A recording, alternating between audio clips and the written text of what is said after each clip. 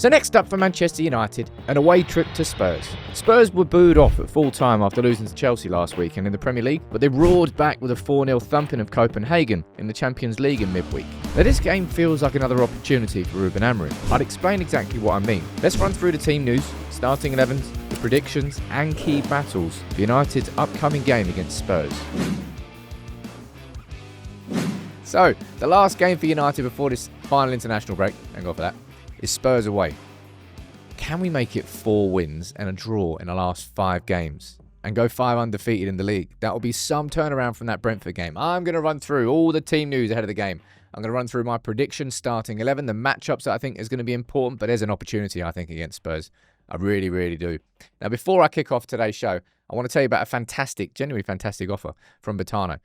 Obviously, we're partnered with them this season. Now, if you follow the link in the description and you lay a quid on United to beat Spurs, obviously, not only will you get 50 quid in free bets, but you'll also be entered into a draw to win 2 hospitality tickets for the West Ham game on the 4th of December. The offer's open until the game kicks off. We'll choose the winners next week. You've obviously got to be 18 plus to enter and reside in the UK. All the terms and conditions are in the comments. But genuinely, it's a cracking one. Lay a quid, United win. You might get 2 free hospitality tickets. I'm definitely taking that. Now on to the game and on to Spurs, right? Spurs themselves, they've had an up and down season. Pretty much every team has in the Premier League, apart from Arsenal. Everyone else has been up. Like Spurs have beaten City away from home, and then you can see their results there. They got booed off. I watched that game against Chelsea. Mate, Spurs were bad. Spurs were like peak Louis van Gaal football. They had a lot of the ball, but then it was, really? You're not really threatening much. Chelsea got at them, pressed them high. Spurs didn't have a response. They played it long. There was no creativity, and they got booed off at full time.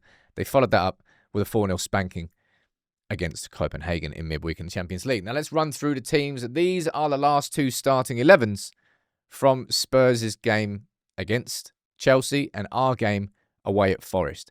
What changes do you think there will be? I've got all the subs down there lined up on the right-hand side. In terms of Spurs' team, is Romero going to be fit to start this game? Don't actually know on that one. Other than that, you could see Xavi Simons come in for Bergvall on the left-hand side. The thing that I think Spurs fans have been annoyed with this season so far is actually this. It's these 2 here. It's Bentancur and it's Pellegrini. That double pivot has made Spurs more defensively solid, but pragmatic in their approach. Like playing Bergvall there as one of the 2 central midfielders would be a more progressive approach. But that's not what has happened so far, and I very much doubt that changes. They're going to set up with those 2 central double pivot, defensively minded players. That's going to make it really difficult for United centrally in this game. I can't see this being a game, correct me if I'm wrong, we'll find out, where Casemiro and Fernandes get forward centrally too much. I really don't think that's going to be the case. From a defensive perspective, and I mean this in a complimentary fashion, I don't think United should be considering changes. Shaw, De Ligt and Yoro, it's working right now. They're playing once a week. Fitness isn't really a problem. And United are definitely going to, and it depends how we play up front. Okay, but I think United are going to have quite a, I'm not saying like a suicidal high line, but I think United need to have a pretty high line in this game, right? Ideally, you'll kind of want resting positions probably about there. There or thereabouts. I think so anyway. Of course, Spurs. Kudus is their danger man on that right-hand side. From a creativity perspective, he's the only player who really had any sort of creativity against Chelsea.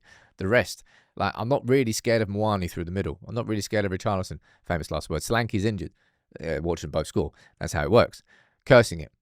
But I think from a changes perspective, from Ruben Amorim, you could see that.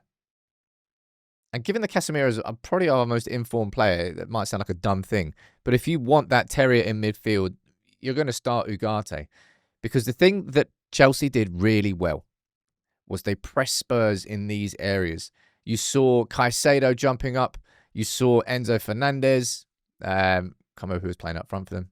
Anyway, their whole team really jumped. The midfield supported. And that's actually how Caicedo won the ball in this situation here. Ended up going down there, crossing it. Who scored? Caicedo crossed and João Pedro swept it home.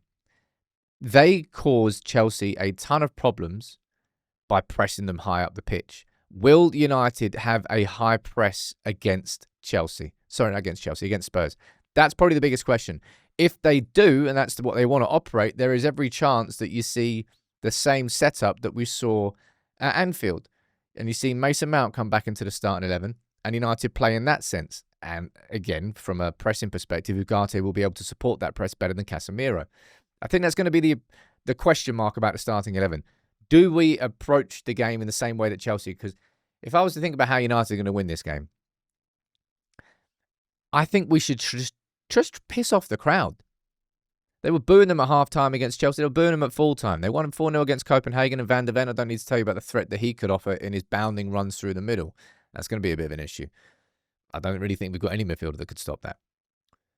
But if we go there and we slow that game down and we try and hold possession, which is easier said than done with the Manchester United team, but I can't imagine Spurs are going to press us that hard. Frustrate them. Because if we frustrate those players, they'll frustrate the crowd, and that will affect how Spurs play. Now, so many times I've seen teams play United, and they take advantage of the fact that the crowd kind of goes against us sometimes.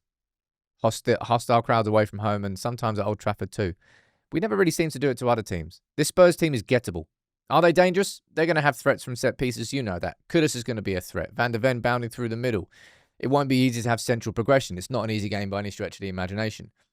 But they are gettable if we approach this game properly. And as I said, I think the big question is whether or not we play with that aggressive front press, which is why I've got Mason Mount in, or whether Amorim sticks to what he did against Brighton, and it worked. Going against Liverpool is different. You know what I think about Diogo Dalot. You know how much I think he's a bit of an issue, but do I think Dorgu's going to play any better? Maybe not. I don't know. In terms of danger men for Spurs, I think if they play Udogie instead of Spence on that left-hand side and have Udogie properly overlapping on the outside, it's going to be a bit of an issue down there.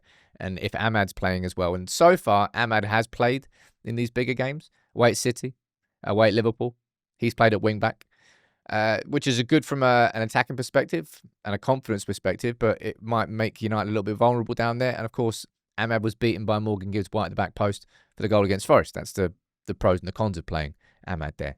But in terms of my starting 11, that's what I think. I think you're going to see Ugarte coming for Casemiro. Now, do I think that? I kind of chop between. If United play with a high press, Ugarte comes in for Casemiro. And maybe Mount comes in for Šeško. If we decide to approach it like we approached Brighton, you may well see the same unchanged 11 again. And I don't quite know. There's two options there. It all depends on how Amorim wants to approach the match. From a predictions perspective, yeah, call me optimistic, but I'm going for a 1-0. It all depends on how United control the game. I'm not saying about controlling possession, but like control the crowd, control the environment, control the moment. If they can do that, I think we can get under Spurs' skin quite easily, piss them off, and then ideally pick them apart. It's not going to be an easy game. Looking forward to it. Actually, probably 12:30 kickoffs. Who likes 12:30 kickoffs? I don't know. As I said, follow the link in the description if you want to get involved in that. You can win 2 hospitality tickets. But yeah, Spurs, come on, United. Make it 4 wins and a draw in the last 5, because this international break, I will enjoy it a lot if that's the feeling going into it.